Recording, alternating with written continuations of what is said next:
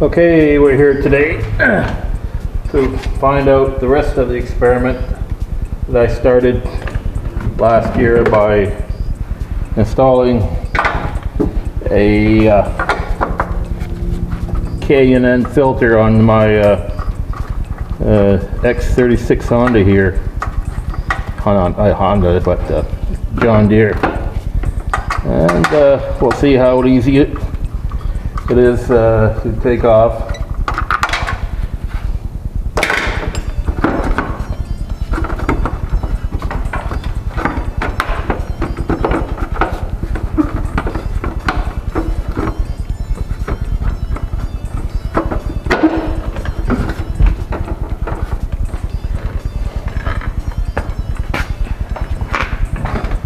Well, I guess I'll try it.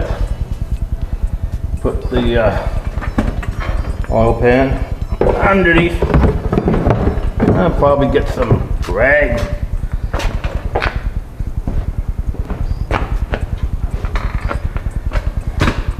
Now I wanted to take it off without, a big problem was grabbing it here on the filter itself, and just didn't want to deal with that.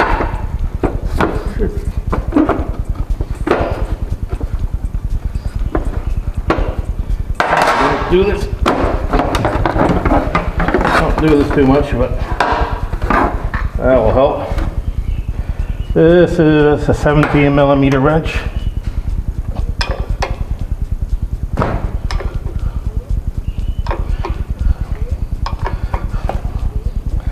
There we go. Without grabbing the shit here, before I had to grab it there, and it's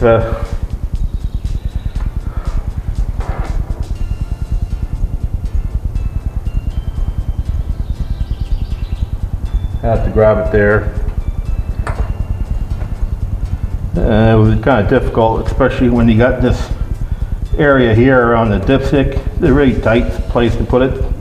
So spending the extra money on a K&N 1.128 filter. This was spec'd out for this Kawasaki engine, 22 horsepower, and looks like it'll work, but didn't spend any money extra buying another one. So I'll put on this John Deere filter here that I got from the dealer. And next year I'll basically start dealing with that issue of getting a K&N filter instead. Oh my shit here. When you buy these filters, just make sure when they're laying horizontal like this, that they have a backflow valve on them so it doesn't drain down. I don't know, some people change the oil first, some people change the filter, you know. Doesn't really matter in the end.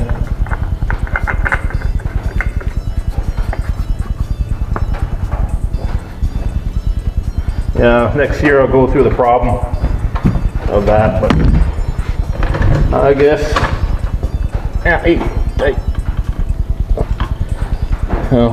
go through the problem of grabbing it here with the pliers or filter wrench. So, well, that'll be next year's deal with it, but I guess from now on I'll be spending that extra money on the K&N filter. Just wanted to really avoid grabbing it here because you don't have any really leverage out here. I could have used on this K&N, I could have probably used a socket, and I used a 17mm 2019-05, which is right now, it's actually end of May, so it's close to it.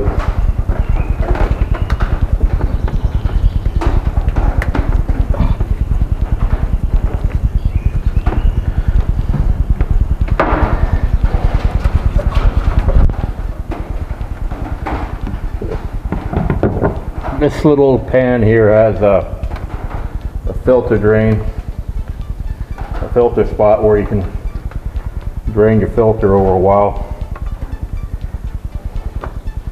I ran it a bit, but just make sure you got the open on this seal here. I make sure you got a spare O-ring or air rings available because it might split. So it's nice to keep spare parts. It's the type that you gotta decide that might break or loosen off.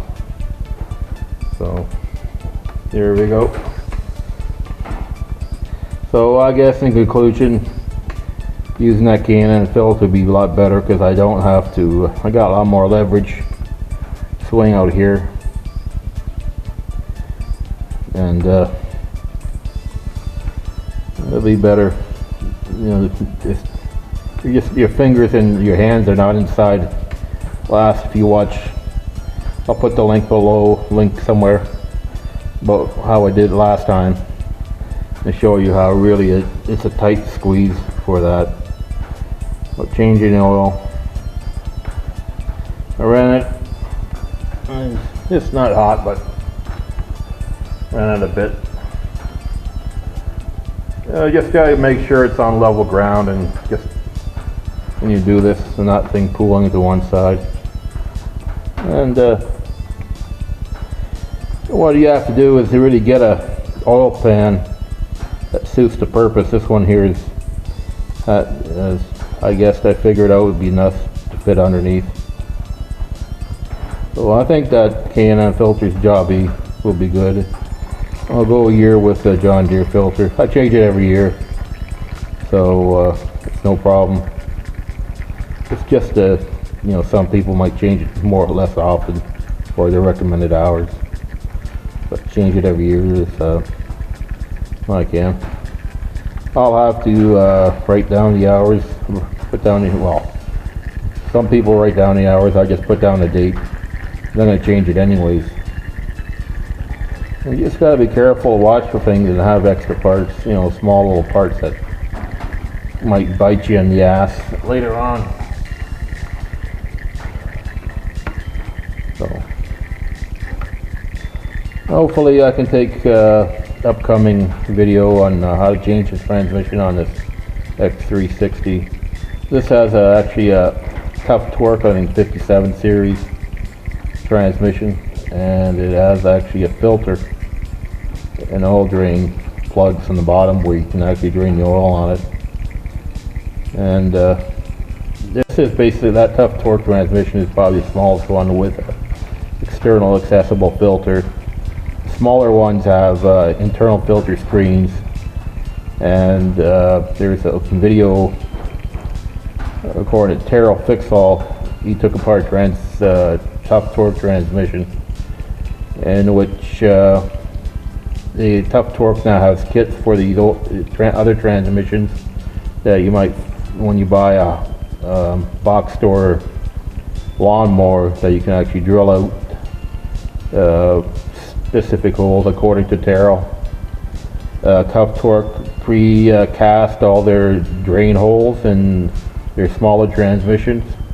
It really depends on customers, so they just pre-install it at every transmission. I guess, I don't know, maybe the bigger ones, but you go to the website and find what type of transmission you have, and whether or not you can install the drain plug kit to drain the oil. We'll have to figure out somehow to put the ball back in. But if we want to do like a transmission, it's like 200 hours, or you know, every 5 years or so, you can get into the habit of taking it out, you know, flopping it over, draining it, changing the plugs. But for people who want to drain their transmissions on a yearly basis, I drain this on a I change the engine oil on a yearly basis, regardless of the amount of hours.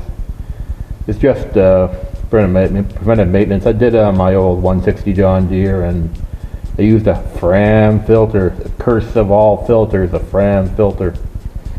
And you know, the engine's still good, still running strong after what we put an hour meter on after 3 years, and we got to like go over like now 600 with 650 hours when we gave it to my brother. So it's still running strong, this transmission.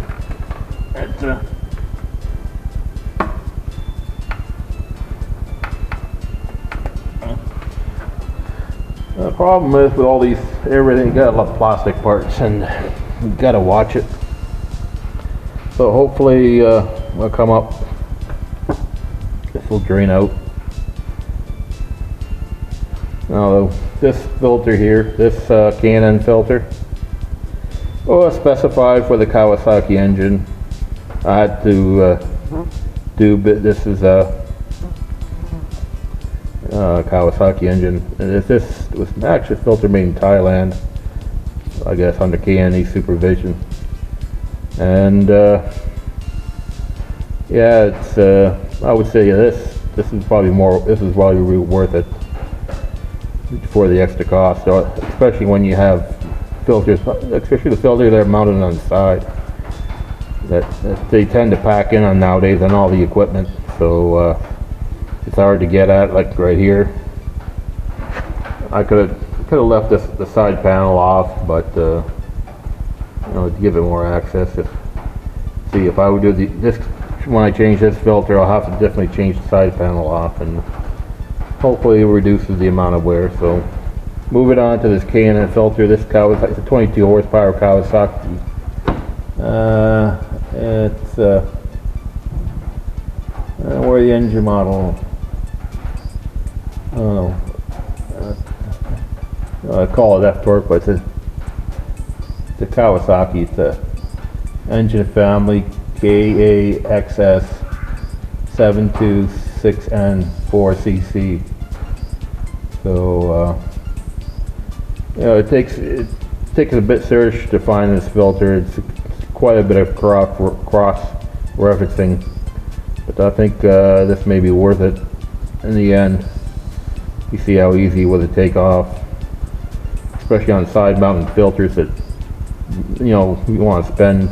This is a heavy duty filter, because this probably weighs not as much as this filter here. This filter is kind of heavy and meant for heavy duty applications, but yeah, I would say worth it for the extra hassle. You know, I would say that's probably $5. This is probably $11 Canadian. So you can get filtered for this size of the engine. It's K&N filters if you're really into it. And I would probably look into buying, if I have deal with others, these more modern, you know, compact tractors, to maybe just invest in this heavy duty filter, K&N filter in the future, because if you just change it on a yearly basis. So I don't run that much hours, and it's just a better off. Okay, so hopefully I'll see it when I change the oil under my transmission. And that's it for today. We'll fill it up and get it going. I guess everybody knows how to fill up oil in their engines. You know, why spend more? I'll just say concentrate on the details of what's important than the mundane things. You know. All right. Thanks for watching.